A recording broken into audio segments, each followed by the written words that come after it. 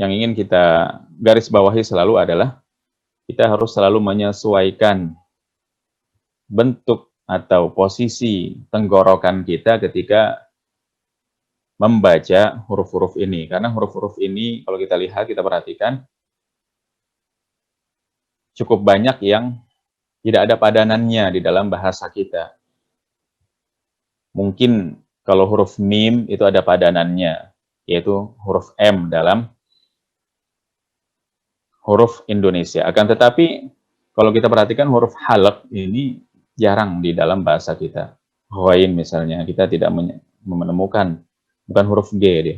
Ghain al, itu tidak ada di dalam bahasa kita padanannya. Maka kita harus memang selalu memperhatikan gambarnya ini, dan ketika membaca Al-Quran, kalau perlu, itu kita lihat dulu gambar-gambarnya ini, baru kemudian kita membaca Al-Quran. Kha juga. Kha ini tidak ada di dalam bahasa Indonesia, tidak ada padanannya.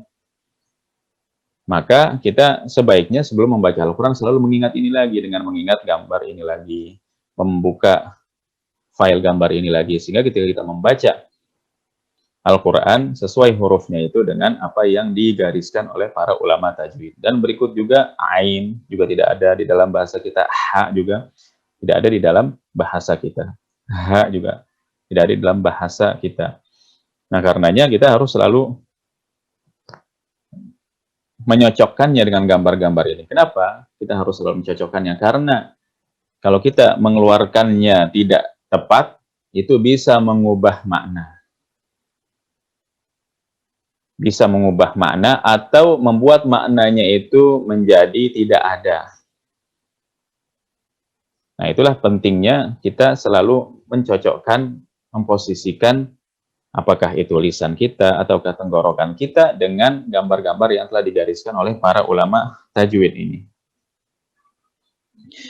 Lalu di bawahnya lagi ada ringkasan makhraj tenggorokan atau makhraj halqi. Nah, inilah ringkasannya secara globalnya seperti ini. Hamzah dan ha itu yang paling bawah. Kemudian ain dan ha menempati posisi tengah tenggorokan. Lalu ghain dan kha menempati posisi yang paling atas atau atas tenggorokan. Kalau kita cermati lebih dalam, ini ternyata adalah huruf-huruf izhar namanya. Huruf yang jelas. Maksudnya jelas apa? Maksudnya ketika kita bertemu huruf ini sebelumnya ada nun mati atau tanwin, kita menjelaskan huruf nun matinya itu, berikut juga menjelaskan huruf yang setelah nun mati itu. Misalnya nun mati bertemu ha, min had, min had. Jangan diikhfakan, itu harus diizharkan, dijelaskan.